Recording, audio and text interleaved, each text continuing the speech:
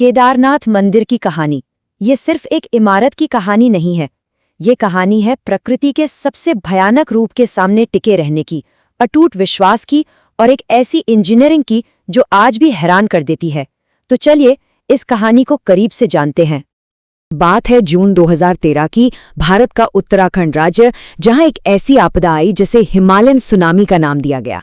ये एक इतनी भयंकर बाढ़ थी कि इसने देखते ही देखते पूरे के पूरे शहरों को नक्शे से ही मिटा दिया।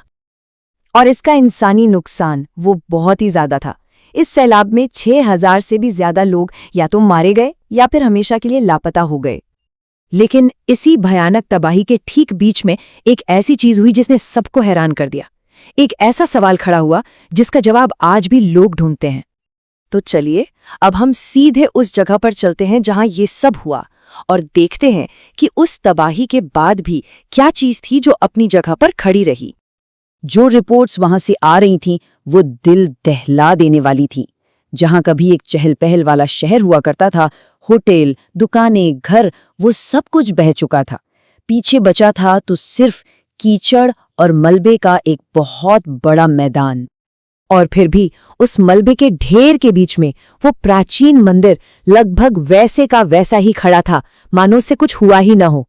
इस हैरान कर देने वाली घटना ने दो बड़ी वजहों को सामने ला दिया। एक, प्राचीन विज्ञान और इंजीनियरिंग का कमाल, और दूसरी, दैवीय शक्ति पर विश्वास। तो चलिए सबसे पहले इसके पीछे के विज्ञान को समझने की कोशिश करते हैं। देखते हैं कि वो कौन सी असाधारण इंजीनियरिंग थी जिसने इस 1000 साल पुराने चमत्कार को बचा लिया। देखिए, इसे बनाने वालों की समझ और दूरदर्शिता सच में कमाल की थी। सबसे पहले तो इसकी लोकेशन। मंदिर को नदी के किनारे नहीं बल्कि एक ऊंची और मजबूत जमीन पर बनाया गया। और दूसरी बात, इसकी दिशा। इसे उत्तर दक्षिण में बनाया गया ताकि अगर पूरब से बाढ़ आए भी तो पानी इसके चौड़े हिस्से से नहीं बल्कि पतले हिस्से से टकराकर निकल जाए, जिससे असर कम से कम हो।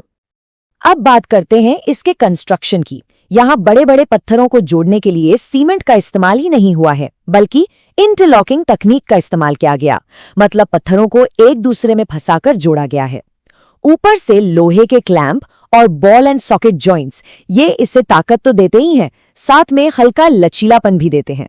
और इसकी नींव 6 फीट ऊंचे प्लेटफॉर्म पर 12 फीट मोटी दीवारें, मतलब इसे बनाया ही गया था सदियों तक टिकने के लिए।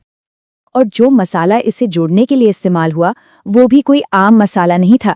इसमें चूना पत्थर, गुड़, उड़द की दाल का पेस्ट और राख जैसी चीजें मिलाई गई थीं। और इस पुराने सीमेंट की सबसे खास बात यह है कि ये वक्त के साथ कमजोर नहीं बल्कि और मजबूत होता जाता है। सच में एक ऐसी तकनीक जिससे आज भी बहुत कुछ सीखा जा सकता है। इसकी मजबूती का अंदाजा इस बात से भी लगाया जा सकता है कि जियोलॉजिस्ट का मानना है कि ये मंदिर लिटिल आइस एज के दौरान लगभग 400 साल तक बर्फ के नीचे दबा रहा था और तब भी ये सुरक्षित रहा। मतलब इसने सदियों से ऐसे ही मौसम के थपेड़े झेले हैं। और इस बात की पुष्टि एक्सपर्ट्स भी करते हैं। आर्कियोलॉजिकल सर्वे ऑफ इंडिया के BR मनी के मुताबिक इस तबाही के बाद भी मंदिर का ढांचा 99% सुरक्षित था। और इसकी वजह थी इसकी बनावट और इसकी दिशा। लेकिन कहानी का एक और पहलू भी है। एक ऐसा पहलू जो विज्ञान से परे है और जिस पर लाखों लोगों का अटूट विश्वास है। और इस विश्वास के केंद्र में है भीमशिला।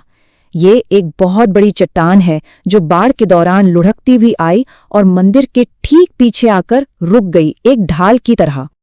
जो लोग उस वक्त वहां मौजूद थे उन्होंने अपनी आंखों से देखा कि कैसे एक विशाल चट्टान मंदिर के बस कुछ ही फीट पीछे आके रुक गई। इस चट्टान ने पानी के तेज बहाव को 2 हिस्सों में बांट दिया, जिससे पानी और जानलेवा मलबा मंदिर के दोनों तरफ से निकल गया। कहा जाता है कि इस चट्टान ने न सिर्फ मंदिर को बचाया बल्कि उस वक्त अंदर पनाह लिए हुए 400-500 लोगों की जान भी बचाई। आज भी तीर्थयात्री इस भीमशिला को एक दैवीय रक्षक मानकर उसकी पूजा करते हैं। बहुतों के लिए ये चट्टान इस बात का जीता जागता सबूत है कि कोई दिव्य शक्ति थी जिसने मंदिर की रक्षा की। तो हमारे सामने 2 बातें हैं। एक तरफ विज्ञान है और दूसरी तरफ विश्वास। इन दोनों को एक साथ कैसे देखा जाए? तो केदारनाथ कैसे बचा? एक तरफ है प्राचीन इंजीनियरिंग का खाका जिसमें सही जगह, सही दिशा, इंटरलॉकिंग पत्थर और अनोखा मसाला शामिल है। और दूसरी तरफ है वो देवीय ढाल, वो विशाल चट्टान जो अचानक आई, सही जगह पर रुकी और बाढ़ के पानी को 2 हिस्सों में बांटकर मंदिर को बचा लिया। मतलब हमारे सामने 2 जबरदस्त वजह हैं, एक इंसान की समझदारी की और दूसरी एक दैवीय चमत्कार की, पर नतीजा एक ही था, मंदिर सुरक्षित रहा। और अगर हम इस मंदिर के इतिहास को देखें तो ये हमेशा से ही ऐसा रहा है। 8वीं सदी में आदि शंकराचार्य ने इसे बनवाया, फिर लगभग 1300 से 1900 के बीच ये 400 साल तक बर्फ में दबा रहा, फिर भी बच गया।